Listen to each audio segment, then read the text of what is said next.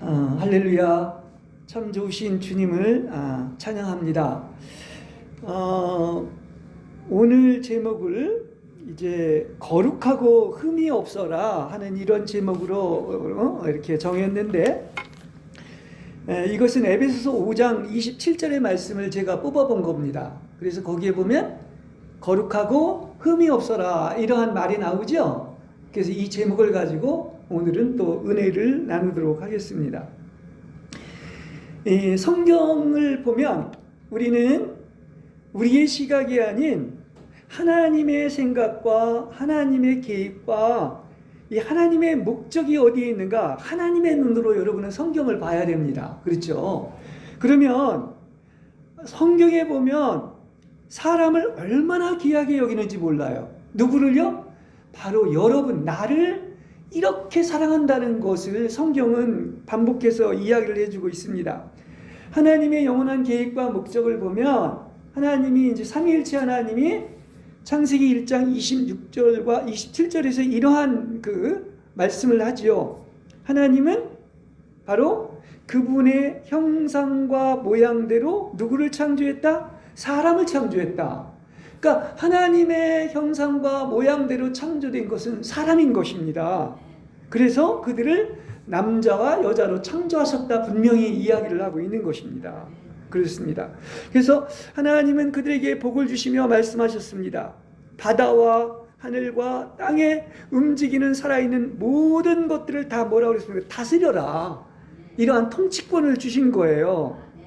그런데 놀랍게도 창세기 또 2장에 가보면은 그 사람이 누구냐고 하면은 바로 예수님과 여러분들임을 아시길 바랍니다. 오늘 이제 설교를 하면서 그 내용을 여러분은 알게 될 것입니다. 왜냐하면 예수님도 성경에 지난주에도 설교했지만 어떤 사람이죠? 첫째 사람이 아닌 둘째 사람이라고 분명히 얘기하고 있고요. 또 마지막 아담이다 이렇게 얘기했죠. 그렇죠? 예, 그렇습니다. 그러니까 이렇게 사람이라는 게 놀라운 거예요. 하나님도 사람이 됐다고 하는 의미에서 보면 그렇습니다. 그래서 예수님이 사람의 몸을 입고 오셨고, 그래서 예수님뿐만 아니라 우리까지도 다 어떻느냐, 내가 너를 낳았다 이렇게까지 표현하고 있는 거예요.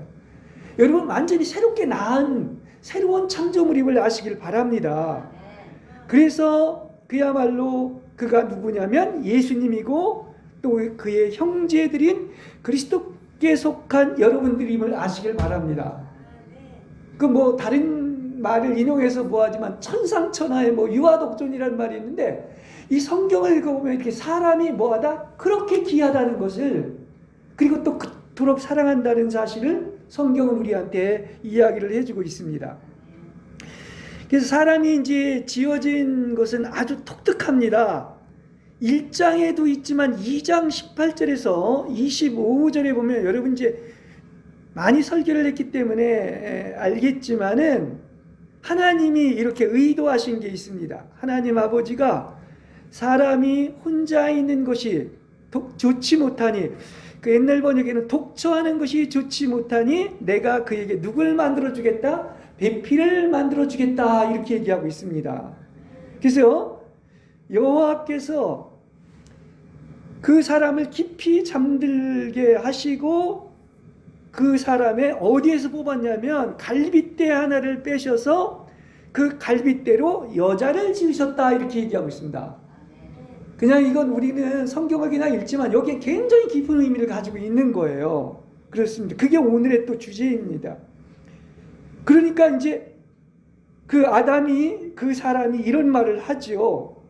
그 갈빗대에서 이렇게 여자를 지으신 그 모습, 눈앞에 펼쳐진 모습을 보면서 제가 자주 얘기했습니다. 가장 아름다운 시, 인류의 최초의 시인, 이는 내 뼈 중에 뼈요 살 중에 살이다. 사실 이 표현이 되게 저는 엄청나게 아름다운 말인 것 같아요. 정말 최고의 표현인 것 같아요. 그죠? 자기의 사랑하는 아내를 보면서 내 뼈에서 나온 뼈고 내 살에서 나온 살이다 이렇게까지 표현하는 것을 알 수가 있습니다. 그래서 남자에게서 나왔으니 여자다 이렇게 이제 이야기를 하고 있는 거예요. 왜 이게 중요하냐면 이게 계시로 우리를 보아야 될 것입니다. 왜냐하면 사람이 그렇게 중요하다고 했는데 아담은 누구의 예표냐면 그리스도의 예표인 거예요.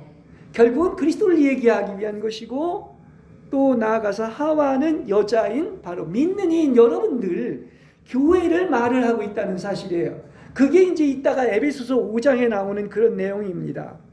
그래서 성경에서 여자라는 표현은 다 뭐를 얘기하고 있느냐면 그것은 바로 믿는 이를 얘기하는 거예요. 믿는 이의 총칭이 여자인 것입니다.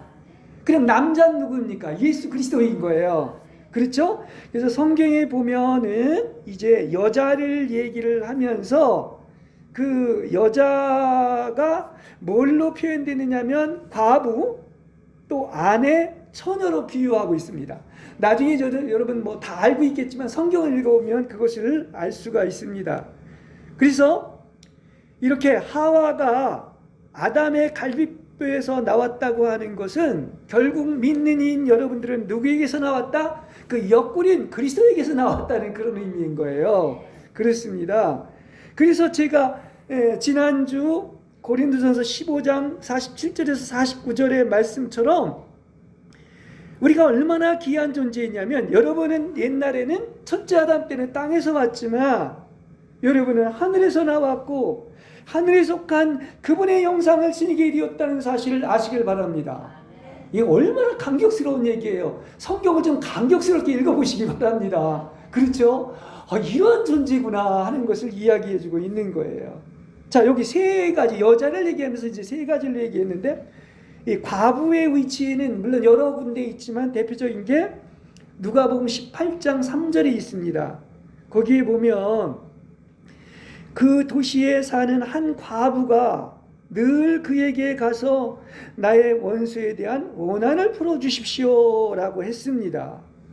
그래서 이게 주님이 다시 오시기까지에는 이 누가복음 18장의 얘기는 믿는 이들이 현 시대에서의 위치는 과부라는 거예요. 이게 왜 그러냐고 하면 사실 주님이 우리 안에 계시긴 하지만은 그러나 어떻습니까? 엄밀한 의미에서 주님은 하늘로 올라가셨죠. 하늘 보좌에 있다는 의미에서 이제 주님이 오실 것을 생각한다면 우리는 과부라는 의미인 것입니다.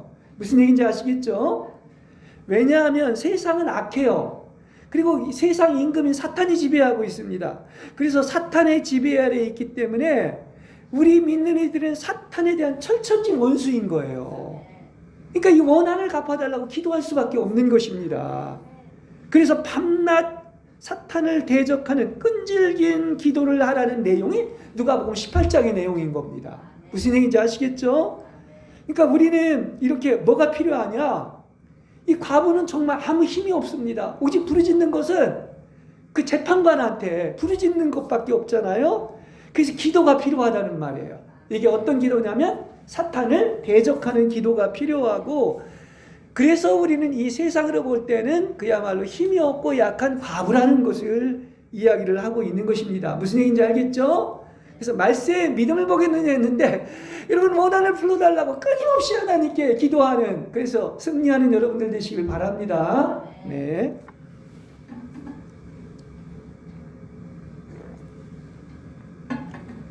그 다음 두 번째, 아까 뭐라고 그랬죠? 또 두 번째는 그 아내라고 이제 성경은 이야기를 하고 있습니다. 로마서 7장 2절에서 4절에 보면 그렇게 얘기하죠. 결혼한 여인은 남편이 살아있는 동안에는 그 법에 매여 있지만 남편이 죽으면 남편의 법에서 벗어납니다. 이거 지난주에도 제가 설교를 했습니다. 그렇죠? 그래서 옛날에는 그 옛사람이 내가 바로 율법에 얽매이는 그러한 그 옛 남편이 이제 그 하나의 옛사람이었었는데, 지금 우리는 어떻게 됐느냐면 새 남편인 그리스도의 아내가 되어서 여러분의 남편은 바로 뭡니까? 그리스도고 여러분의 아내가 된 것을 얘기하고 있습니다. 그래서 우리는 참 좋은 시대에 살고 있는 것이, 아내는 누구한테 공급을 받아? 남편이 책임을 지는 거예요. 그렇게 사랑하는 것처럼 이게 남편으로부터 무한한 공급을 받는 것인데, 이게 바로 뭡니까? 우리는 그리스도로부터, 그 좋으신 그 새 남편인 그리스도로부터 그야말로 무한한 공급을 받아서 그 그리스도의 풍성을 누리는 여러분들이 되시길 바랍니다. 이게 아내라는 의미인 것입니다. 그죠? 그 다음에 이제 세 번째 처녀라는 그 위치가 뭐냐고 하면, 물론 여러 군데 나오죠. 고린도후서 11장 2절에서 3절에 보면 이렇게 얘기합니다. 제가 다른 번역으로 읽어드릴게요. 내가 하나님의 질투로 여러분에게 질투를 합니다. 왜냐하면 내가 여러분을 뭐라고 그랬어요? 한 남편이신 그리스도께 순수한 한 처녀로서 드리려고 약혼시켰다, 이렇게 표현을 하고 있죠. 그렇죠? 있죠. 그렇습니다. 그러면서 전에 뱀이 간교하게 하와를 속였던 것처럼 여러분의 생각이 부패하게 되어 그리스도를 향한 단순성과 순수성을 잃어버릴까 두렵습니다 하면서 여기에서 처녀라고 얘기하는 거예요. 그래서 누굽니까? 그야말로 한 순수한 처녀를 누구께 약혼시킨다? 그리스도께 약혼시킨다. 이렇게 사도 바울이 이야기하고 있는 것을 알 수가 있습니다. 자, 처녀에 대해서 또 가장 많이 얘기되는 건 당연히 여러분 마태복음 25장을 보면 알 수 있죠. 그죠? 1절에서 13절에 보면 거기에도 열처녀로 이제 얘기를 하고 있죠. 있어요? 없어요? 있죠? 열처녀의 비유에서도 주님의 다시 오심을 기다리고 있는 데 있어서 열처녀예요. 근데 지혜로운 처녀는 주님이 오셨을 때 이렇게 여분의 기름을 등에 준비함으로 말미암아 천년하고 홍인잔치에 참여하고 또 다섯 처녀는 어리석게도 참여하지 못한다는 내용을 이야기하고 있습니다. 그래서 이 처녀라고 하는 의미는, 처녀는 당연히 순결해야죠. 그러니까 주님이 다시 오심을 기다리기 위해서는 정결하게 믿음에서 떠나지 않고 옛날 하와처럼 사탄에게 속임을 당하지 않고 정결하게 자기를 지켜야 된다는 거죠. 그렇습니다. 그걸 얘기하고 있는 거예요. 그러니까 여기 보면 2절에서 그러지 않습니까? 내가 하나님의 질투로 여러분을 질투한다, 이렇게 표현을 하고 있는데, 이 말이 무슨 얘기냐면 오직 처녀는 누구만을 위한 거야? 신랑을 위한 신부인 것입니다. 그래서 어린 양의 아내인데 오직 그리스도만이 신부의 마음을 얻어야 되는 거예요. 그렇죠? 예, 이게 일편단심, 아주 절대적인 사랑의 관계를 얘기하고 있는데, 만일에 다른 사람이 그 처녀의 마음을 얻는 것을 하나님은 질투한다는 거야. 신랑은. 그러니까 신랑이신 분은 뭡니까? 그냥 오직 그 신랑 한 분 사랑하는 것으로 끝나는 것이지, 다른 데 빼앗기면 하나님이 오히려 질투를 한다는 것을 이야기하고 있는 것입니다. 무슨 얘기인지 아시겠죠? 그러니까 처녀라고 하는 것은, 처녀들은 누구 것이다? 주님의 것인 거야. 여러분은 누구 것입니까? 주님의 것이에요. 어느 누구도 여러분의 소유가 될 수가 없는 것입니다. 그럼 하나님이 질투하신다는 얘기예요. 그러니까 어느 누구도 그리스도 외에는 처녀를 만질 수가 없고, 그래서 우리 그전에 왜 잠언에서도, 죄송합니다, 아가서에서도 얘기한 것처럼 나의 누이 나의 신부가 작은 동산 덮은홍을 봉한 셈이라고 한 것인데, 나의 동산에는 어느 누구도 들어갈 수 없고 오직 사랑하는 신랑과 신부만이 이 비밀한 곳에 들어가는 것입니다. 그래서 이 비밀한 곳에 들어가서 달콤한 사랑을 누리시는 여러분들이 되시길 바랍니다. 다 이거 성경 얘기를 분명히 해드리고 있는 것입니다. 그렇죠? 예.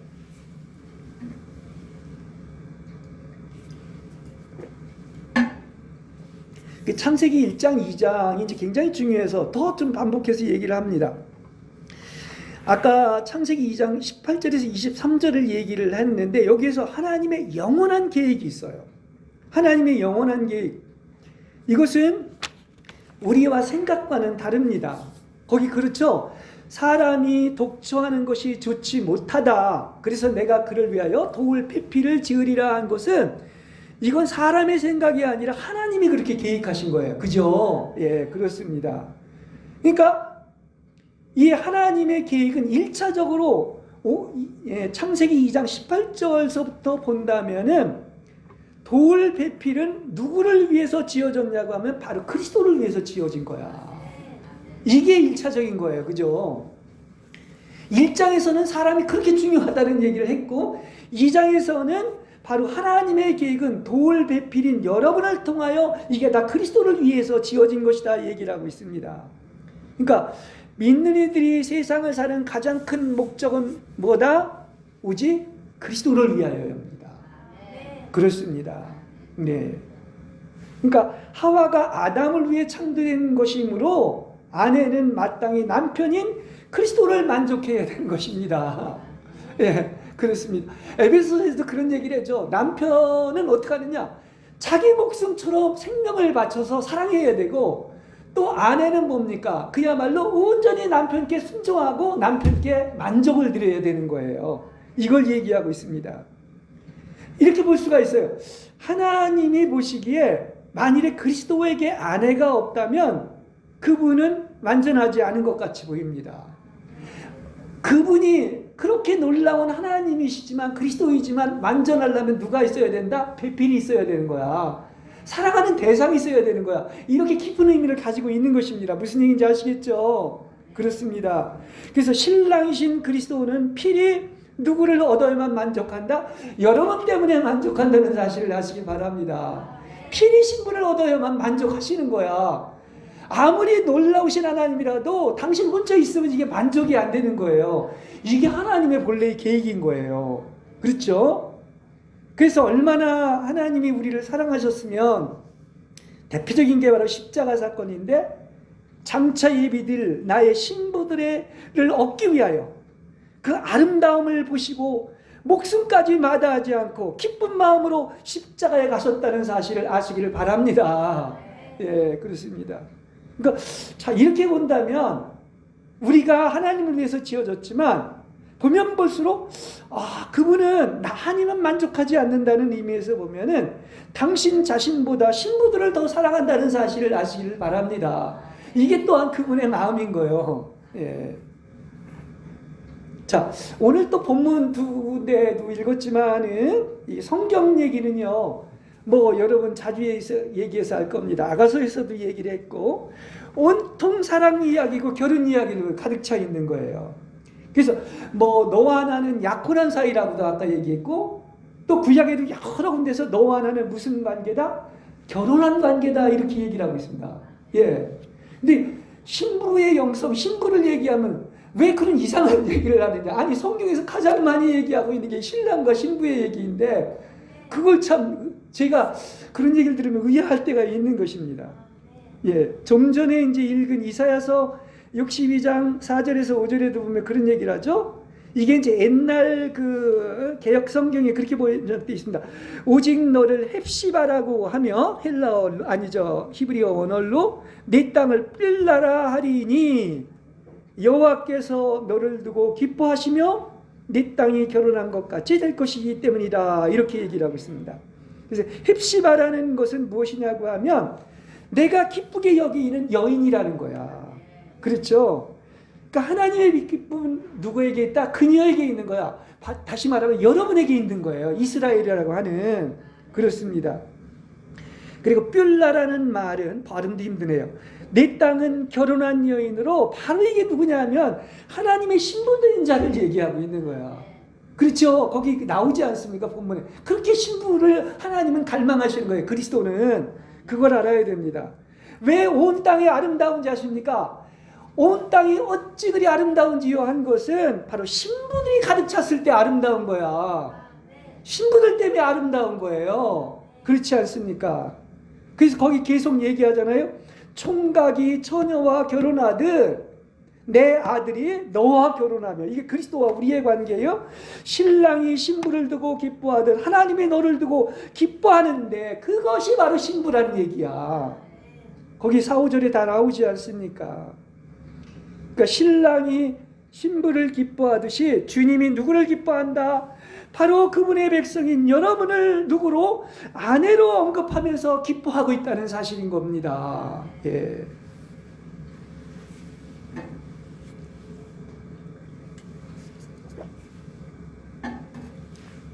요한복음 3장에서도 보면 29절에서 30절에 이런 얘기를 합니다. 신부를 얻는 사람은 신랑이지만, 이게 이제 요한의 증거인데, 세례 요한, 곁에 서서 듣는 신랑의 친구도 신랑의 음성을 듣고 기뻐합니다, 이렇게 얘기하고 있죠. 결국 이 신랑과 신부의 관계를 얘기하고 있는 것인데, 그러므로 나는 이런 기쁨이 예수 그리스도인 신랑 때문에 충만하다고 얘기를 하면서, 그러나 나는 감소되어야 하고 여러분은 증가되어야 한다, 이렇게 얘기하고 있습니다. 여기 증가되어야 한다고 했는데, 이 증가된다는 것이 신랑과 신부에서 누가 증가되는 거예요? 신부가 증가된다는 얘기예요. 그렇죠? 그걸 기뻐한다는 얘기인 것입니다.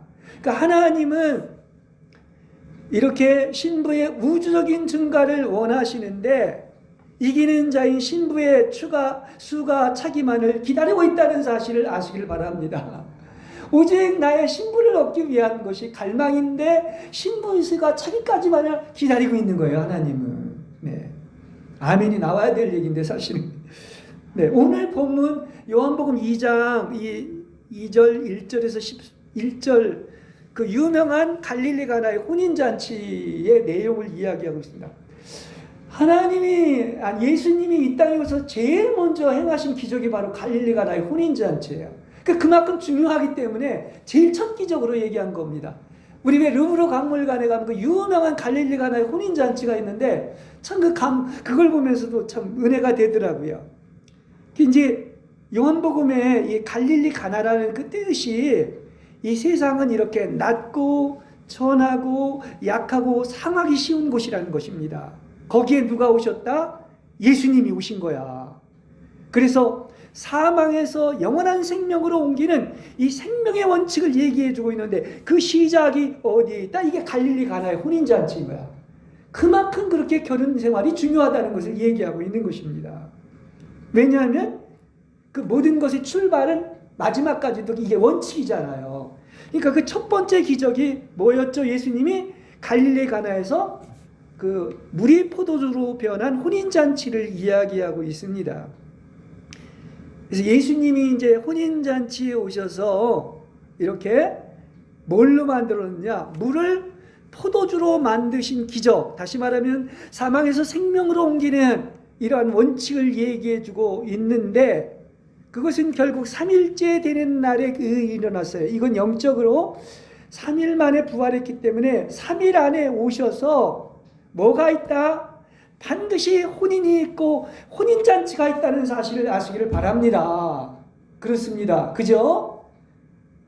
그래서 결혼 생활은 너무나 당연한 말이지만 신랑과 신부가 결합하여 한 몸 되는 겁니다.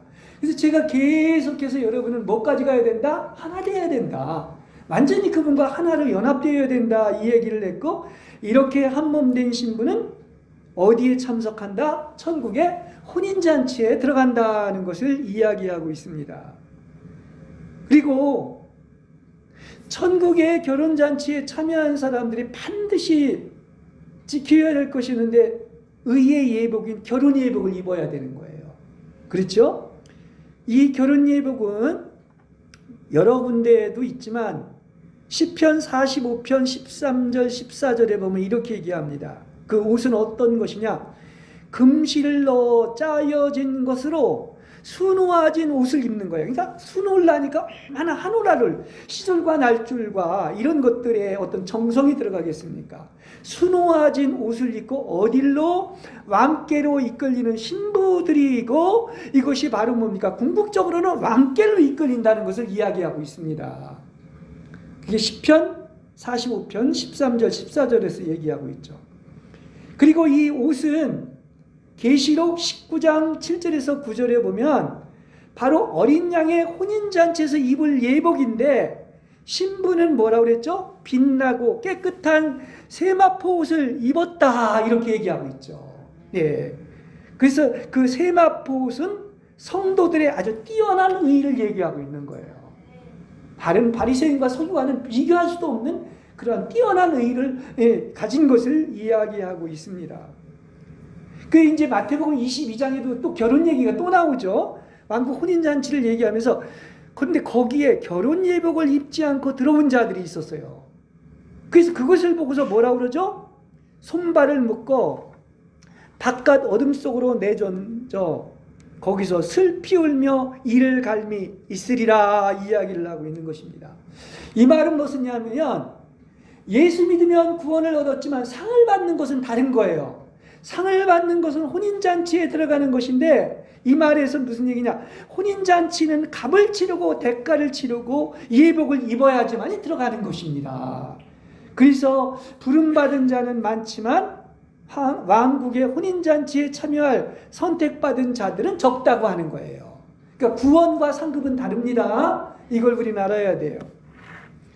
그리고 도랑아리 6개라는 것은 그 6일의 어떤 창조의 과정이고 6일째 사람이 창조된 것을 의미하고 있습니다.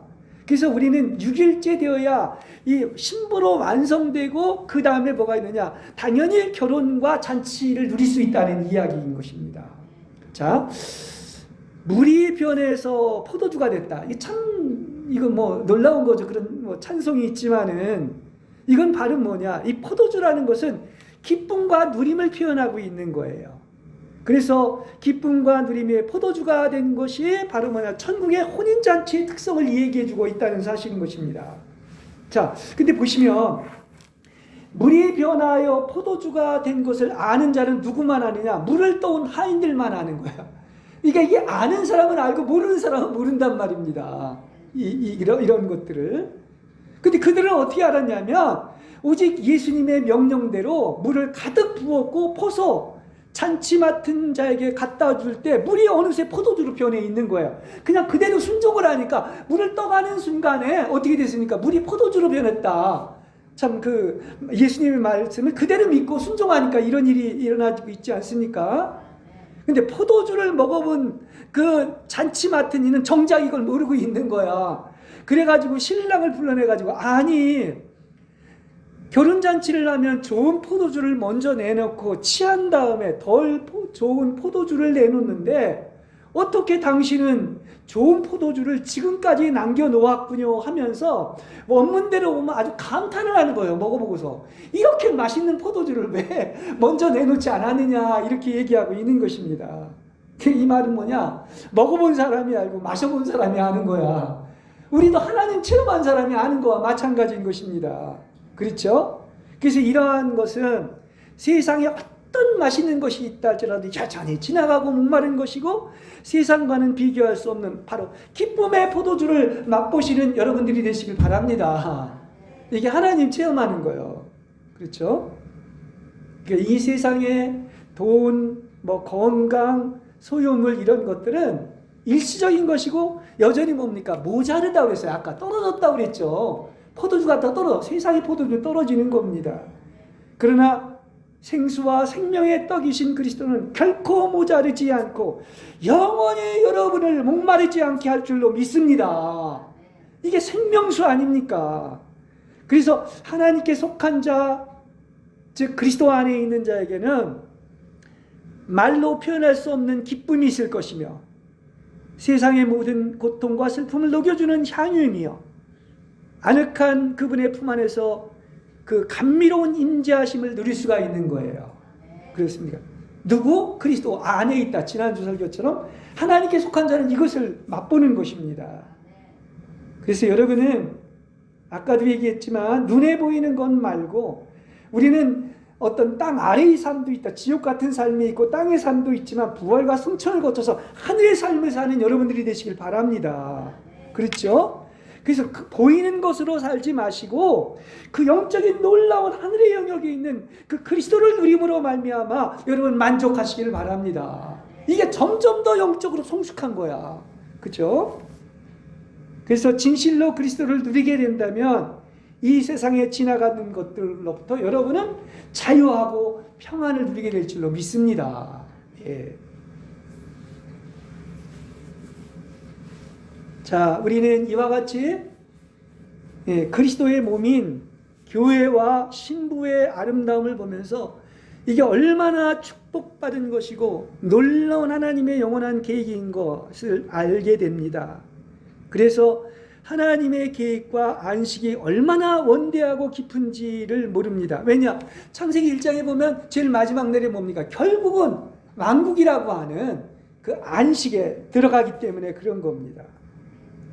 자, 크게 보겠습니다. 성경 전체를 보면 지금 창세기 2장에서는 하와의 얘기가 나오지 않습니까? 갈비피트에서 나온.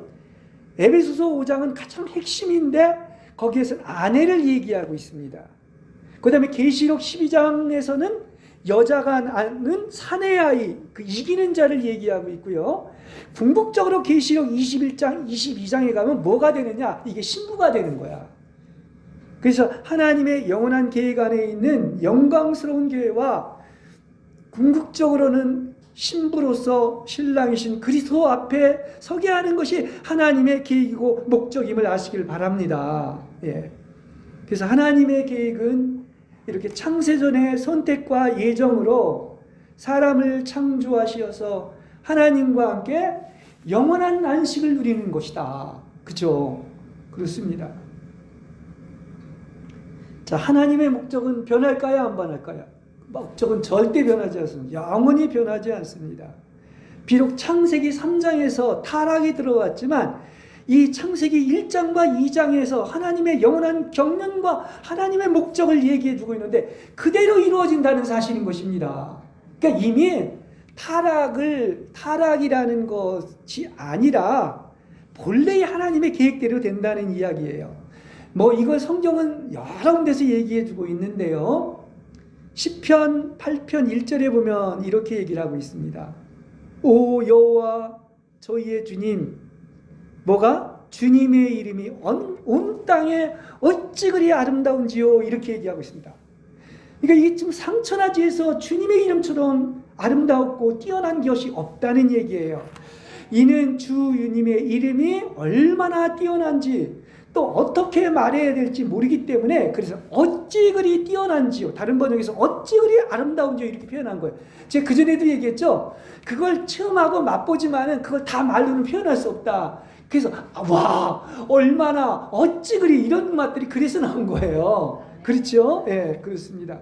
그래서 많은 사람이 뭐라고 그랬습니까? 나의 이름으로. 성경에는 지난주 뭐라 그랬죠? 지난주에 그리스도 안에서. 다시 말하면 나의 이름으로 쭉 예수 그리스도의 이름으로의 귀함을 모르는 거야. 이걸 여러분은 아시길 바랍니다. 성경은 그렇게 이야기를 하고 있습니다. 네. 그러니까 주 예수 그리스도의 이름으로, 다시 말하면 주 예수의 이름으로라는 한 구절 속에는 얼마나 많은 축복이 들어있는지 몰라요. 이걸 다시 한번 아시기 바랍니다. 예. 성경은 그러잖아요. 이거 얘기하자면 수십 가지, 수백 가지 얘기하는데 내 이름으로 무엇인지 구하면 뭐라고 그랬어요? 얻을 것이다. 그렇죠? 내 이름으로 귀신을 쫓아내면 나갈 것이다. 내 이름으로 병든 자에게 기름을 바르면 병이 나을 것이다. 내 이름으로 죄를 사하고 예수의 이름으로 침례를 받고 예수의 이름으로 명령한 것을 지키도록 가르치라고 했습니다. 다 누구 안에서? 그리스도 안에서.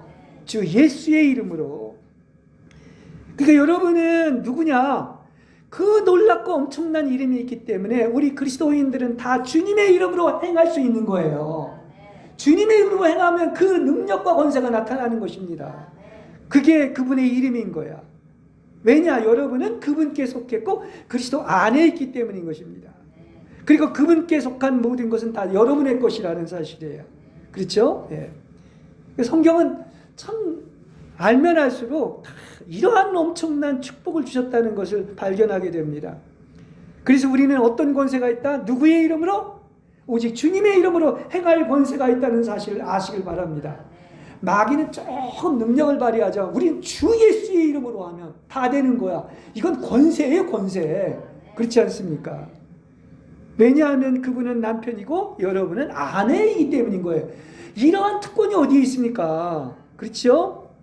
자, 빌립보서 2장 9절에서 11절에도 이렇게 얘기하고 있습니다. 얼마나 그 이름이 대단하냐면 그러므로 하나님께서 그분을 지극히 높이시고 모든 이름 위에 뛰어난 이름을 주셨다고 그랬어요. 모든 이름 위에 뛰어난 이름. 그렇지 않습니까? 그래서 하늘에 있는 이들, 땅에 있는 이들, 땅 아래에 있는 이들이 모든 무릎을 바로 누구에게 꿇었다? 바로 예수님의 이름에 꿇었다는 얘기야. 그렇죠? 예. 예수님의 이름에, 그 이름이 그렇게 중요한 거예요. 지저스, 이 지저스 크라이스트, 이것이 그렇게 중요한 겁니다. 그래서 모든 입으로 예수 그리스도께서 주님이라는 것을 공개적으로 시인하게 해서 하나님 아버지께 영광을 돌리도록 하셨습니다. 그렇습니다. 그러니까 모든 이름에 바로 뛰어난 이름이 바로 누구냐면 예수님인 거예요. 여러분 앞으로 그런 예수님을 아시기를 바랍니다. 와, 그렇구나, 우리가 믿는 예수님이.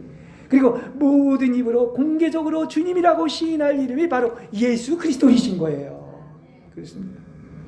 그래서 우리는 이렇게 하나님의 영원한 계획을 안다면 어떤 것입니까? 하나님이 사람 되시고 십자가에 못 박혀서 하나님 사람이 되셨고, 우리 믿는 이도 사람 하나님이 되신 것, 이것을 우리가 안다면 우리는 마음이 뛰게 될 것입니다. 그리고 온 땅이 어찌 그리 아름다운지를 읽을 때 내 마음이 뛸 것이란 말입니다. 여러분 성경 읽을 때마다 마음이 뜁니까? 그렇죠. 성령의 감동이 있음으로 말미암아 마음에 뛰시길 바랍니다. 감동이 오시길 바랍니다. 그렇죠. 온 땅이 뭐예요? 이 땅이 왜 이렇게 축복을 받았느냐? 여러분들이 땅인데요. 그렇죠. 신부가 가득 찬 것이, 장차 예루살렘 성은 놀랍게도 어디에 내려온다? 이 땅에 내려와. 그래서 신랑과 신부가 사는 거야.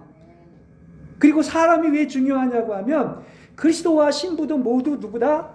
하나님이지만 또한 사람의 모습을 하고 있다는 사실이에요. 예수님이 제일 첫째고 여러분도 이제 하나님이면서 사람의 모습을 하고 있는 거야.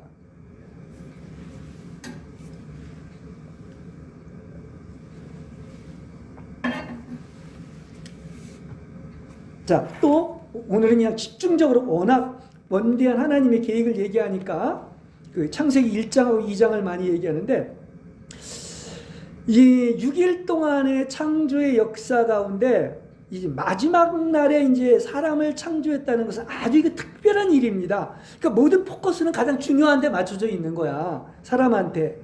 그래서 이 6일 동안의 창조가 제일 마지막 끝에 누구를 창조했냐면 사람을 창조했다는 것을, 6일간의 창조는 바로 사람을 위해서 창조했다는 얘기야.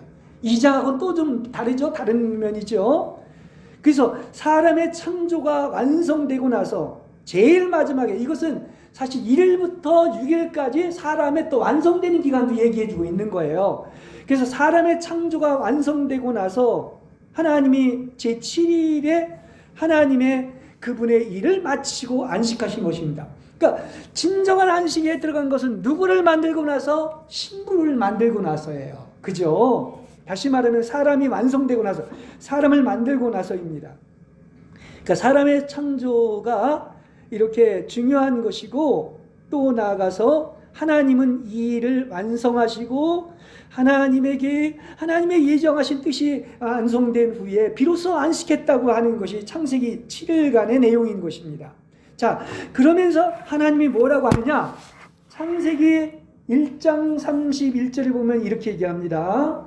여기 보면 하나님이 보시니 직접 만드신 모든 것이 참으로 좋았다, 이렇게 얘기하고 있습니다.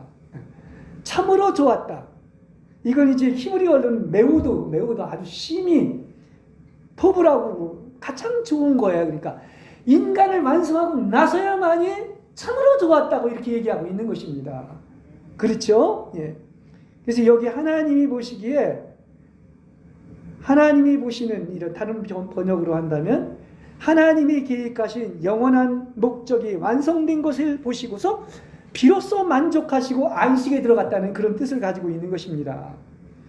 그러므로 하나님은 이스라엘 백성에게 말하기를 뭐라고 얘기하고 있죠? 세세토록 안식일을 기억하여 거룩하게 지키라고 이렇게 명령을 하신 거야. 이게 안식일의 의미요. 뭐 안식일이라고 해서 뭐 아무것도 사면 안 되고 어디를 가면 안 되고, 그건 율법인 것이고요. 안식일의 본래의 의미는 여기에 있는 거야. 하나님이 비로소 만족하시고 나서 신랑과 신부가 완전히 그 안식 속에 들어가는 것, 이걸 얘기해주고 있다는 사실인 것입니다.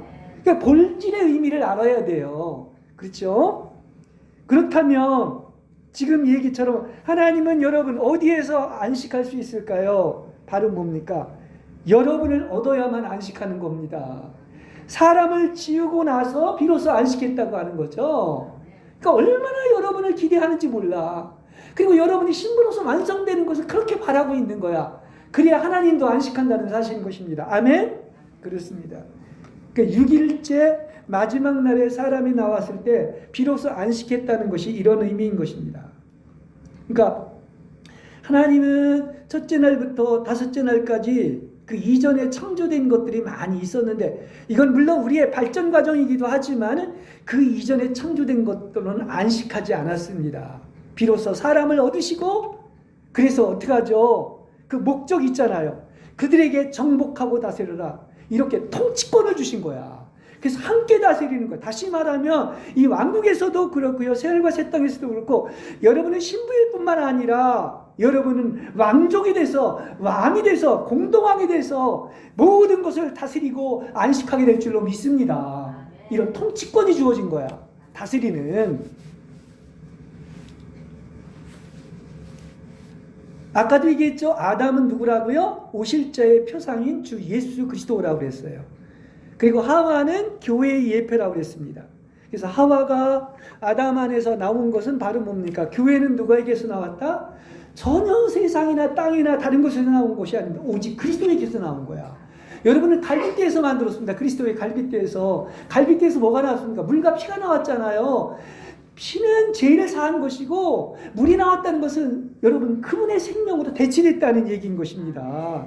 그래서 하나님께서 아담이 깊이 잠들게 하시고 잠들어서 하와를 지었다고 하는 것은 하나님께서 본래의 계획대로 어떻게 된 것입니까? 죄로 인한 속죄의 죽음과는 관계없이 본래 교회를 지으신 것이 하나님의 영원한 목적임을 아시길 바랍니다. 예, 그렇습니다. 예. 그래서 하나님의 계획 중에 이 하나님이 이제 이걸 경륜이라고 얘기를 하고 있는데, 그 모든 포커스가 여러분 믿는 자에게 맞춰져 있는 것이고, 이렇게 교회는 뭐다? 본래 하나님의 계획은 죄와는 무관하게 본래의 하나님의 계획임을 아시기 바랍니다. 이게 이제 가스 이코노미라고 해서 하나님의 경륜이에요. 예, 그렇습니다. 타락은 뭐죠? 3장에서 온 거야. 그러니까 그래서 예수님이 죄를 사하기 위하여 피를 흘리신 것입니다. 1장은 그 얘기가 아니에요. 3장은 나중에 나온 거예요. 영원한 영세의 역사에서. 자, 이렇게 믿는 이인 여러분인 교회, 이 여자로 표현된 교회는 이게 하나님의 영원한 계획이었으므로 말미암아 하나님이 정하신 것입니다. 아멘. 그러니까 이미 다 게임은 끝난 거야. 아무리 뭐 세상이 흉하고 어떻다 할지라도. 그러니까 하나님이 정하셨다면 어떤 음부의 세력이나 그 어떤 것이라도 하나님의 계획을 반대할 수가 없는 거예요. 저지할 수가 없는 것을 아시길 바랍니다. 시간이 지연될 수는 있지만은 하나님의 계획은 반드시 이루어진다는 사실입니다. 그래서 이렇게 만고 이전에 하나님이 정하신 교회는 오직 그리스도에게서 나오며 티끌만큼의 사람의 성분도 섞이지 않고 흙의 성분도 없고 죄의 냄새조차도 없고 그녀의 생명도 온전히 그리스도라는 그런 사실을 아시기를 바랍니다. 자, 이제 아까 창세기 2장을 계속 말씀을 드렸는데 에베소서는 이것을 더 구체적으로 5장에서 이야기를 해주고 있습니다. 25장에서 30절을 우리가 보면 거기 두 가지를 얘기하고 있는데, 남편이 아내를 사랑해야 되는 두 가지 이유를 얘기하고 있어요. 누구를 사랑한다? 남편이 아내를 사랑한다. 그래서 하나님은 사랑인 거야. 여러분이 아내잖아요. 그럼 뭡니까? 그분은 여러분을 이처럼 사랑한다는 사실인 것입니다. 아멘? 그렇죠. 자, 그러면 25절에서 27절을 보면 거기 이렇게 얘기합니다. 예. 압축해서 얘기할게요. 그리스도가 교회를 이미 사랑하셔서 자신을 주었다고 과거 시제로 말을 하고 있는 거예요. 그리고 28절에서 30절은 그건 현재형으로서 이렇게 교회를 보양하고 보호하신다고 이렇게 이야기를 하고 있습니다. 자, 구체적으로 얘기를 할게요. 25절에서 27절의 첫째 단락은 바로 뭡니까? 교회가 바로 그리스도의 신부라는 얘기인 것입니다. 그리고 두 번째 단락은 교회가 바로 그리스도의 몸이라고 얘기를 하고 있는 거예요. 그렇습니다. 그래서 교회가 두 가지의 의치를 가지고 있는데 하나는 그리스도의 신부인 것이고 하나는 그리스도의 몸이라는 것을 얘기해 주고 있어요. 예, 그렇습니다. 그래서 결국은 교회가 생명이 성숙하면 어떻게 됩니까? 신부가 되게 되죠. 그러니까 앞으로 뭐 미래의 얘기겠지만 누구 앞에 서기 위해서? 그리스도 앞에 설 수가 있는 거야. 그러니까 이렇게 교회를 상징하는 아까 세 가지 과부, 아내, 처녀는 궁극적으로 뭐가 되어야 되느냐? 신부가 되어서 신랑이신 그리스도 앞에 설 수 있어야 되는 것입니다. 이게 영원한 계획이 이루어진 거야. 그래서 남편을 위하여 준비된 단장한 신부가 얼마나 아름다운지 몰라요. 구체적으로 보겠습니다. 이 아내가 이제 신부가 되는 이 과정을 얘기하고 있는데요.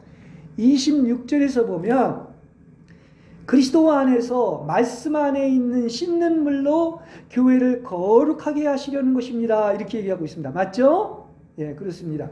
자, 그러면 여기 물로 씻는다는 것은 뭐냐? 이것은 이 생명의 흐름인 생수의 강물로 씻어서 흠이 없게 하신다는 얘기입니다. 생명의 강수로 씻는 거예요. 그리고 말씀으로 깨끗하게 한다는 것은 이 말씀은 이제 하나님은 로고스인 말씀이었는데 이 말씀이 바로 레마가 됐다는 얘기야. 여러분의 것이 됐다는 이야기인 것입니다. 그렇죠? 그래서 레마란 말은 그 말씀, 로고스인 말씀이 나에게 주관적으로 즉석에서 나한테 하신 말씀이 되어 있는 거예요. 그래서 이건 살아있는 말씀입니다. 그래서 말씀은 만져지고 믿어지고 실제가 되는 거예요.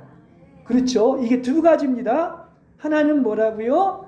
이렇게 물로 씻었다는 것, 그 다음에 말씀으로 깨끗게 했다는 것이 이런 의미를 가지고 있는 것입니다. 자, 계속 보죠. 이 신부가 어떤 모습을 해야 되느냐?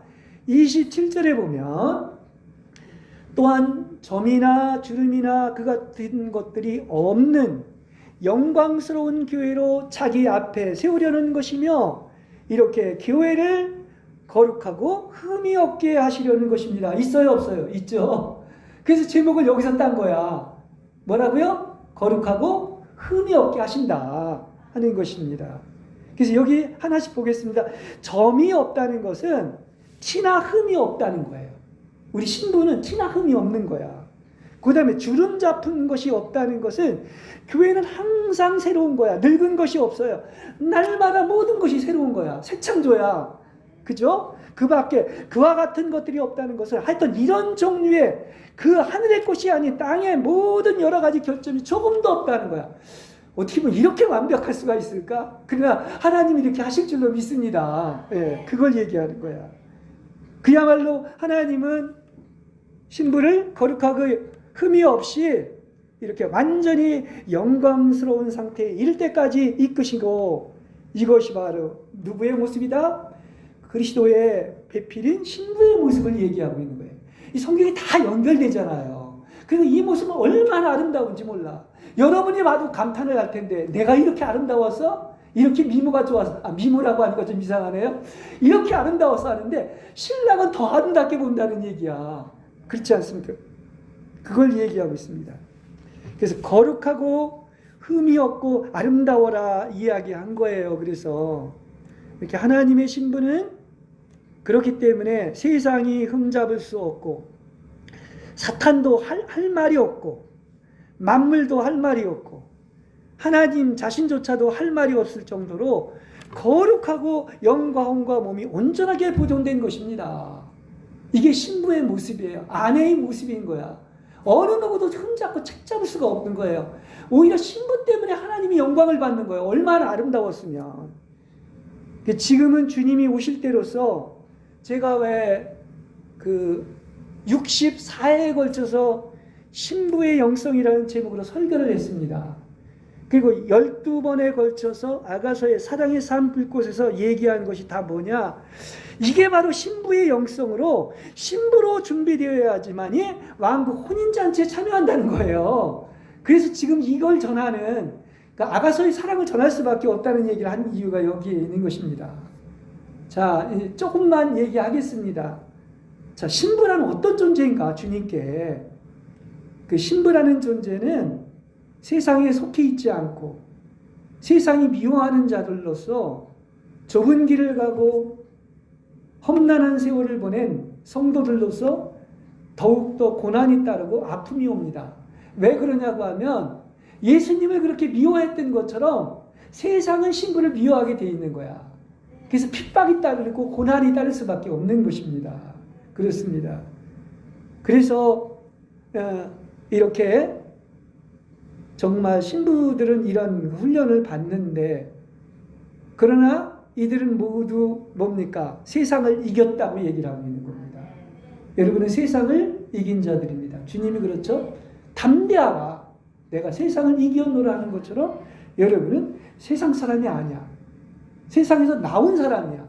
하늘의 위치에서 가지고 세상을 이긴 자들입니다. 이게 신부의 특성인 것입니다. 그러기에 신부를 향한 예수님의 사랑은 아주 변치 않고 흘러가는 강물처럼 잠잠히 그들을 언제나 지키고 보호하고 있다는 사실을 아시길 바랍니다. 하나님이 여러분을 이렇게 지키고 보호하고 있는 거야. 그렇죠? 예.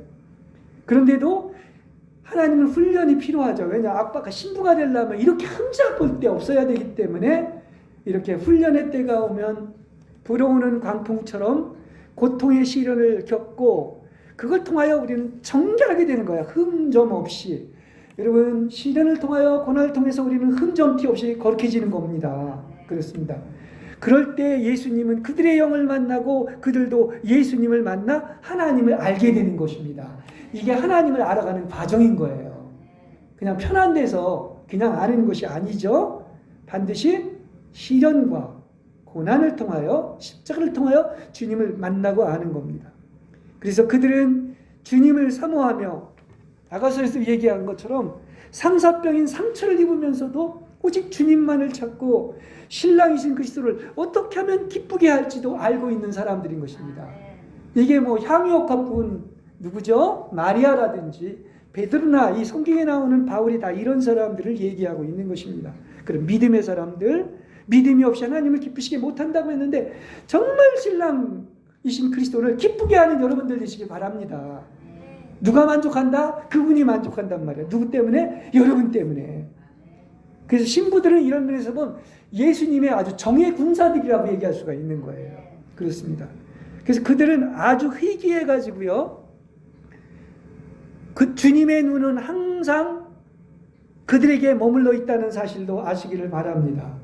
이 세상의 지구의 모든 역사와 흐름이 누구 중심? 신부들을 훈련하는 중심으로 주님은 회전시키고, 그렇기 때문에 이 주님의 눈은 신부에게 항상 주목하고 있기 때문에 신부들을 범하는 것은 누구를 범하는 것이다? 눈동자와 같이 지켜보고 있는 주님을 범하는 거야. 그렇죠? 예. 그래서 신부들은 아까도 얘기했죠? 영의 세계를 알고 있는 사람들이고 주님과 마음이 합한 자들임을 아시길 바랍니다. 여러분은 영이 깨어있죠? 그리고 영이 깨어있으면 어떻습니까? 이 세상이나 땅이나 저 지옥에 살지 않고 완전히 하늘 위에서 모든 것을 바라보고 지배하고 다스리고 살고 있는 거예요. 그렇죠? 그걸 얘기합니다. 그래서 예수님은 신부들에게 말씀하십니다. 나는 수많은 세월을 두고 이 지구에서 나의 신부들의 숫자를 계획하고 있다고 그랬어요. 이게 하나님의 계획이죠. 영원한 계획입니다. 그리고 신부의 숫자가 자기를 기다리고 있는 거예요. 그 중심에 누가 서 있다? 바로 여러분들이 사랑하는 신부들이 서 있다는 사실을 아시길 바랍니다. 그래서 이 신부들은 어떻게 해야 되느냐? 이 기의 할례를 받아야 돼요. 그리고 계시가 있어야 됩니다. 그래서 영에 깨어있는 신부들은 그분이 오시면 천사장의 나팔 소리를 들을 수 있을 줄로 믿습니다. 그래야 휴거되기 때문에 왕국 혼인잔치에 참여하는 거예요. 휴거가 안 되면 왕국 혼인잔치에 참여를 못합니다. 그래서 계속 얘기합니다. 너희는 이 세상에서 환난을 당하지만 담대하라. 내가 세상을 이겼다. 이 말을 하는 것은 내 안에서 여러분들이 평안을 얻도록 하려는 것입니다. 네. 여러분, 나는 혼자가 아닙니다. 그 좋으신 신랑이 계신 거예요. 그리고 그토록 나를 사랑한다는 거야. 오직 눈이 이렇게 그분의 눈이 신부를 주목하고 있다는 겁니다. 그래서 세상 신이 너를 이끌게끔 가만두지 않는다는 겁니다. 누구도 내 허락 없이는 그대를 범할 수가 없다. 불꽃 같은 나의 눈이 너를 주시하고 있으니 너는 이렇게 존귀함을 알라는 얘기인 것입니다. 그렇습니다. 비록 이 세상에서 우리 신부들의 발이 척박한 땅을 밟고 있으나 실상 여러분의 영은 어디에 있다? 왕국의 땅을 밟고 있다는 사실을 아시길 바랍니다. 하늘과 땅, 예루살렘, 여러분의 머리 모두 하나님의 통제 아래에 있다는 사실을 아시기를 바랍니다.